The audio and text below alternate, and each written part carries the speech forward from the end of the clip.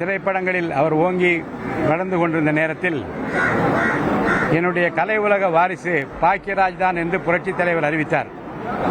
அப்படி அவர் அறிவித்தது அவருடைய அரசியல் வரலாற்றிலும் பொது வாழ்க்கையிலும் திரையுலக வாழ்க்கையிலும் புரட்சித் தலைவர் எம்ஜிஆர் வாயாலேயே என்னுடைய கலை உலக வாரிசு என்று அழைக்கப்பட்டவர், அறிமுகப்படுத்தப்பட்டவர் அண்ணன் பாக்கியராஜ் அவர்கள். புரட்சித் தலைவர் அப்படி அறிவித்த உடனே காலையிலேயே நான் போய் ராமாபுரம் தோட்டத்திலே புரட்சித் தலைவரை பார்த்து, என்னென்ன உங்கள் கலை உலக வாரிசு என்று அவரை அறிவித்தீர்கள், நீங்கள் எங்கே அவர் எங்கே என்று கேட்டேன். என் கையை அழுத்தி பிடித்துக் கொண்டார். நிறைய கூட்டம் இருந்தது. என்னை காரிலே பக்கத்தில் அமர வைத்து ராமாபுரம் தோட்டத்தில் இருந்து கோட்டை வரைக்கும் ஏன் அவரை கலை உலக வாரிசு என்று அறிவித்தேன் என்பதை விளக்கமாக விரிவாக சொல்லிக்கொண்டே வந்தார். நான் மன்னிப்பு கேட்டேன். இவ்வளவு விஷயங்கள் இதில் இருக்கிறது என்று நான் கருதவில்லை. நான் உங்களை மட்டும்தான் பார்த்தேன். உங்களை அவரை இணைத்து பார்க்கிற இந்த செய்திகளை எல்லாம் உங்கள் மூலமாகத்தான் தெரிந்து கொள்ளும் என்று நான் அவரிடம் தெரிவித்த அந்த நாட்களை நான் எண்ணி பார்க்கிறேன்.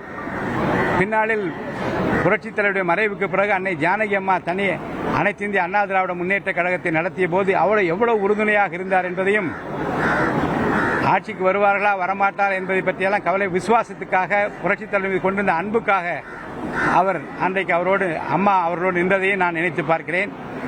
அவருடைய திருமணத்துக்கு திருவேற்காடு கோயிலில் நடந்தது. நான் அப்போது கழகத்தில் மாவட்ட செயலாளராக இருந்தபோது புரட்சித் தலைவர் வரவேற்பதற்காக திருவேற்காடு கோயில் வாசல் நின்று அவரை வரவேற்றதும், அந்த திருமணம் விமரிசையாக நடப்பதற்கு புரட்சித் தலைவர் அருகிலே இருந்ததையும் நான் நினைத்து பார்க்கிறேன். பின்னாளில் தொடர்ந்து எழுத்துலகில் அவர் பாக்கியா பத்திரிகையின் மூலமாக நல்ல செய்திகளை நாட்டுக்கு தர வேண்டும் என்ற விருப்பத்தோடு அந்த எழுத்துலக பணியில் அவர் ஆற்றிய அந்த பணிகளை நான் நினைத்து பார்க்கின்றேன். பின்னாளில் பொது வாழ்க்கையில் அங்காங்கே உயர்வும் தொய்வும் ஏற்பட்டாலும் கூட மக்கள் தொடர்பை விடாமல் அண்ணன் பாக்கியராஜ் வைத்திருந்தார்.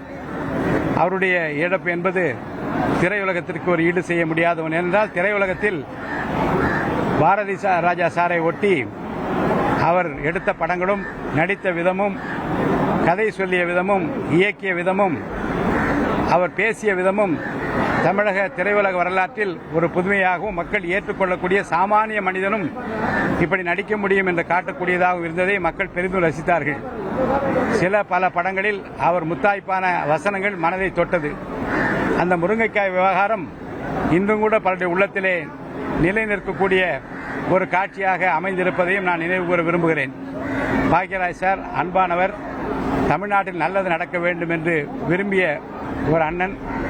அவர் மறைவிலே நாங்கள் அத்தனை பேரும் பங்கு கொள்கிறோம். குடும்பத்தாருக்கு என் ஆழ்ந்த இரங்கலை நான் தெரிவித்துக் கொள்கிறேன்.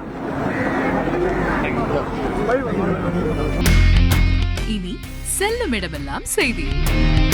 தந்தி டிவியின் வாட்ஸ்அப் சேனலை ஃபாலோ பண்ணினா செல்ல இருக்கும் இடமெல்லாம் செய்தி. இதோ QR கோட், இப்பவே ஸ்கேன் பண்ணுங்க, ஃபாலோ பண்ணுங்க.